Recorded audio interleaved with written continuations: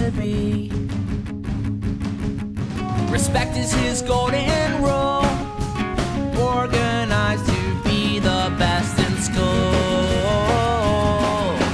Sycamore teachers teach the kids new things.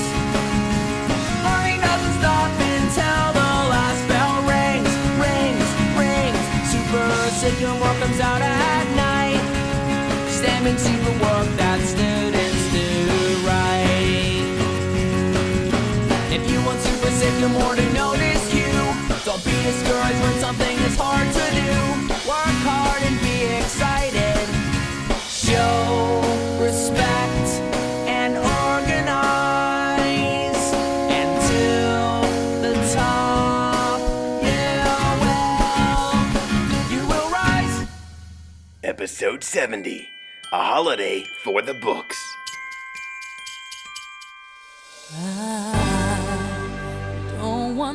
We find our hero taking a lap around the school, appreciating all that the students are doing, when he sees some stories that students wrote about Super Sycamore saving Christmas. Underneath the Christmas tree, I just want you for me. He looks through some of them, and he realizes how good they are, so he collects them, and after giving them a super stamp, puts them in a Harry Potter book so he can read through them again later. For Christmas A short while later, he takes a break to start decorating his own Christmas tree. He pulls out some ornaments that he has collected over the years, including some from when he was younger and some that were given to him from students and teachers. Ornaments like a hero's first Christmas, or one from when he visited the world's largest ball of yarn, and one he made when he was in school at Superhero Elementary. He even has one from when he saved his first damsel in distress. But this ornament is different. This is one that says Family 1993, and it's a picture of Super Sycamore and his sister Cyber Sycamore when they were kids, and they're standing next to another little boy who's holding a shrimp stuffy. Super Sycamore is emotional as he looks at the picture before hanging it on the tree. But who has time to be sad? It's almost the holidays. And he instantly cheers himself up and zips on his way. Meanwhile, in a room somewhere else, we find somebody clicking on a computer who seems to be writing a rather good story about something fun to do in the winter. Oh, this is the same person who tried but didn't succeed in getting Super Sycamore stuck in the time loop recently.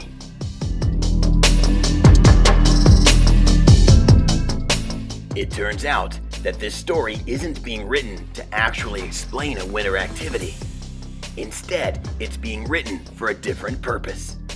Since the time loop didn't work, how about something a little stronger this time? A computer virus is downloaded into the document and is hidden so it can't be detected. Then the supposed super work is printed out. But none of that matters to our hero right now. Mostly because he doesn't know what's happening, but also because he's super excited. He knows how much students at SCE love reading. And since he didn't go many places this year because they were closed, he saved all of his pennies that he would have spent and wants to buy a book for every student at the school. He dumps out his coins and he begins to count his cash. You know, Super Sycamore, you're a superhero. You should super count. It'll go faster. That's more like it. Never wanna stop feeling like the first thing on your wish list. A couple days after he deposits the money and orders the books, they arrive. And he couldn't be more excited. You make every day feel like it's Christmas. Every day that I'm with you. He spreads the books out to count. He wants to make sure that every student receives one. 24/7. Then he goes to work, giving every single one of them a super stamp. That's better than an autograph. Single thing, don't wanna put an end to all this shit. But as long as you're with me, it's always the time of the year. And now that every book is stamped, to make sure that he has enough books for every student, he pulls a Santa Claus and checks his list. Right up at the top, I cannot. He sees Jamal and Martha and Billy and Clarence and Stella and, well, you get the idea. That's a whole lot of kids.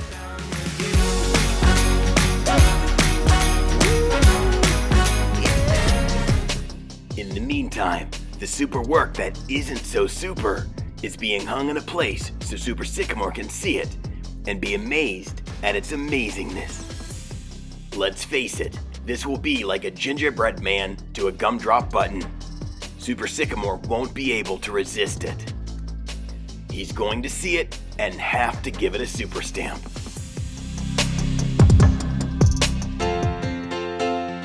But none of that matters at the moment because our Caped Crusader is delivering the books that he bought to all the nice little SCE children.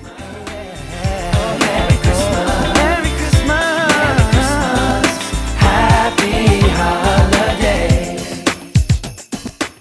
In all his excitement, Super Sycamore takes a corner like a NASCAR driver and ends up spilling the books onto the floor. When the snow is glistening on the trees outside, and all the stockings are hung by the fireside, waiting for Santa to... My goodness, what a mess! This is going to put a stop to his book delivery until he can clean it up. Poor Super Sycamore. He just wants to deliver his books. Have you ever been so excited to do something that even a tiny delay feels like being forced to write a 97-paragraph essay? Yeah, that's kind of what this feels like. Just when the dread begins to get the best of him, something catches his eye. One of the best pieces of work he has ever seen. He moves in to inspect it, and he sees that it's by a student named Itza Trick. That's amazing work, Itza. It's so good that it brings on some random dancing. Wait a minute. Itza Trick. It's a trick. It's a trick. No, stop! Don't stand! Too late. Special times we share. This is strange. One moment, Super Sycamore is stamping super work, and the next, he's fallen into some kind of forest. Hold on. He's seen this place before, but where? It's almost as if he's inside of a... Oh no. He wasn't just shrunk. He's been trapped inside of a book. And not just any book, but where the wild things are. And he needs to hurry because it looks like he's starting to turn into ink. If he doesn't get out soon, he'll be part of the book forever. Then it occurs to him, if he's trapped in a book, it looks like he's going to have to finish the story to get out. Oh boy, here we go.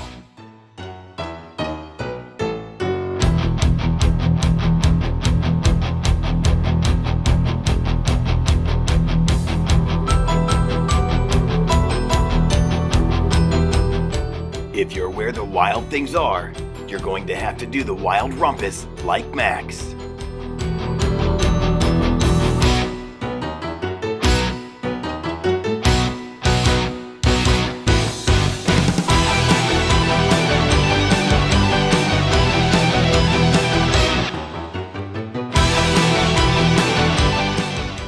It looks like it worked, because soon enough, Super Sycamore finds himself in the next book, The Very Hungry Caterpillar. Lucky for him, he's a very hungry superhero. All that wild rumpusing worked up an appetite. So if he's got to finish a story, this is one he's happy to finish. He picks up a piece of Swiss cheese and eats some of that. He washes that down with some cherry pie, before downing a cupcake.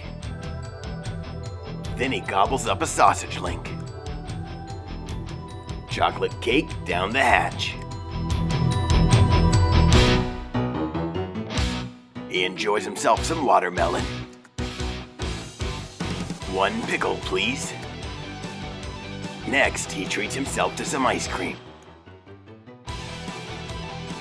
Then, shockingly enough, that 50,000 calorie meal has given him a stomachache. He tries to keep it in without much success.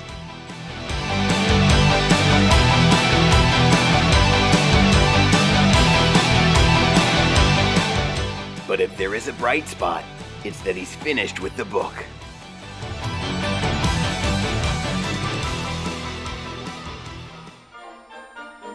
The next book he lands in is Belinda in Paris, a book about a ballerina who searches for her ballet shoes. Well, Super Sycamore likes random dancing. Maybe this won't be too bad. Or maybe it will be. Yes, it definitely will be. He escapes out of that book and into, oh boy, Walter the Farting Dog. If you're not familiar with this book, the title gives it away. No, Super Sycamore, that's not you. It actually was the dog.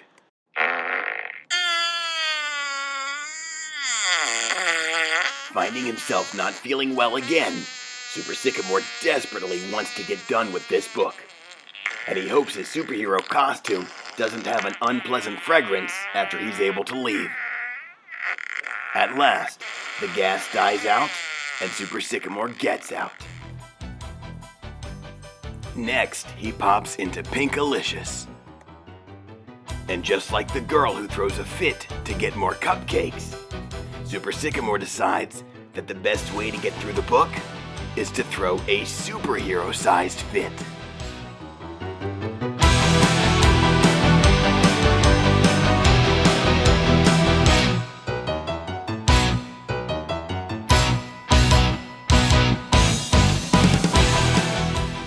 The trail of books leads him to a Magic Treehouse book, Dinosaurs Before Dark.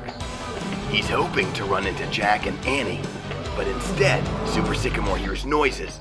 He realizes they're not from Walter the dog, but from a T-Rex. Climb faster, Super Sycamore. The sooner you can get out of this book, the better.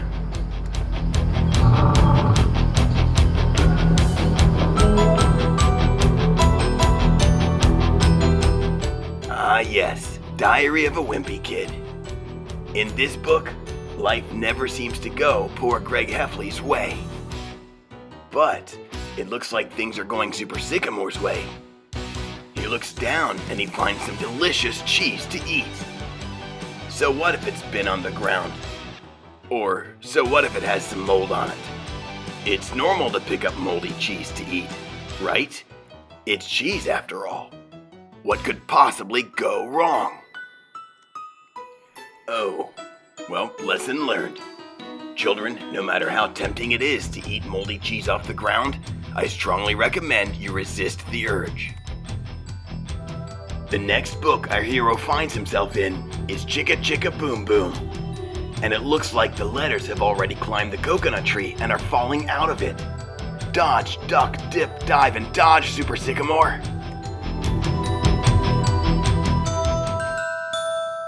In Harry Potter, everybody knows that the only way to finish the book is to get past Voldemort. So Super Sycamore puts on the sorting hat, uses a magic wand, and casts some spells like Expelliarmus, Evanesco, and Expecto Patronum. And it works. Voldemort is vanquished. To celebrate, he uses some galleons to buy some Bertie Bott's every flavored bean from Honeydukes, and he grabs a toffee one to enjoy. Never mind. Alas, that is earwax. When they say every flavor, they are not kidding. And with that, he moves on to the next story. But in this case, the next story is the one that Sycamore Creek Elementary student Tenley McGrain wrote about Super Sycamore saving the holidays. When he touches the story, Super Sycamore becomes human-sized again. Super Sycamore's escape is viewed on camera by the one who trapped Super Sycamore in the books.